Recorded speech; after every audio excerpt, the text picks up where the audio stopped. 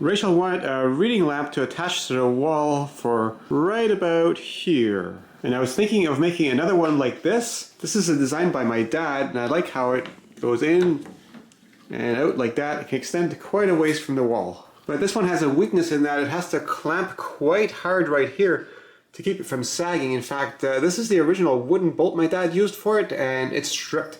So I replaced that with a metal bolt with two wooden knobs on the end so you can't see it. Plus I added this metal shim to go between those two pieces, which adds two more friction surfaces for moving up and down so that this doesn't have to clamp quite as hard. Now I was also inspired by this lamp that my dad built. So if I just attach the scissors at 2 points to the dowel, that'll keep it from sagging, and I can move it up and down the dowel to get vertical adjustment. Now I wasn't quite sure how to attach the scissors to the dowel, so just to explore the concept, I built this one, and it pulls out like this, and there's no risk of it sagging. And as long as I only tighten one of these clamps to the dowel, it moves quite easily. Now these brackets actually attach the scissors to the side of the dowel, so that way I don't extend it forward as much, and the other benefit is this screw, which attaches the scissor mechanism, is also the clamp to the dowel. Now the one thing about these brackets is this one is flatter than this one because these two parts of the scissor mechanism are not at the same lateral position. And for a lampshade on the end, I just used one of these clamp-on lamps, and I clamped that to a rounded cap screw that I screwed into the end of my scissors.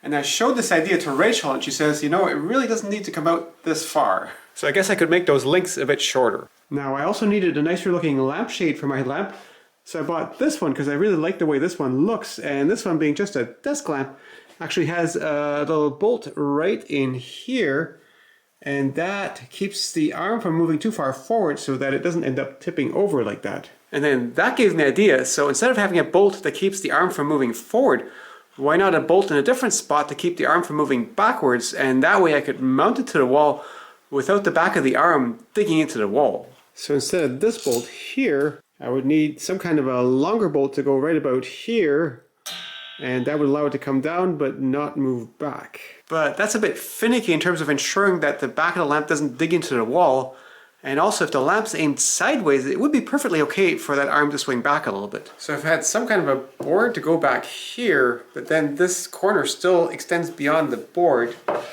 so maybe something a bit longer like this.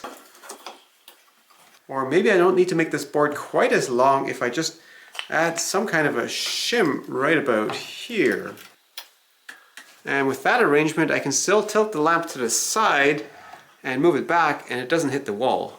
And I think this is kind of elegant because I just need to put a screw here, and that gives it lots of support for when I extend the lamp way out. And now I don't need to build very much, but I'm still making a video because I think this is kind of clever, and just like in software development, quite often the best solution is one that doesn't involve building very much. So here's my board with a shim glued on here, and I didn't use a long grain on here because there's going to be changes in width from humidity changes, so a cross grain one will move much better that way. And then the mount goes on here, that's this part here, and I just happen to have a drill that fit this just right. And then that gets screwed on here, and the screws have more tolerance towards humidity changes. I even made the screw holes on the end a little bit bigger so that it accommodates that better. Now with the lamp in here and swiveling, that cord is kind of annoying the way it is on the front, so if I made that go in behind, that would be a bit better. But then if it pulls too tight, that's gonna be not great for the cord, so ideally I want that to have a bit of slack and basically be kind of a strain relief here, so gotta figure something out there.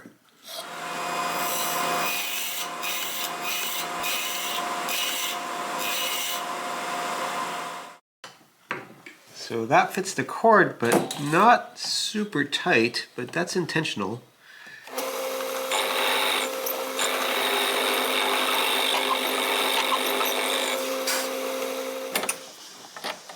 So I drilled out a cavity here, and there's a screw on here that fits where the cavity goes, so that when the cord is in here, it kind of gets squished into that cavity, gets squeezed around with a bit of a bend, and that gives it strain relief.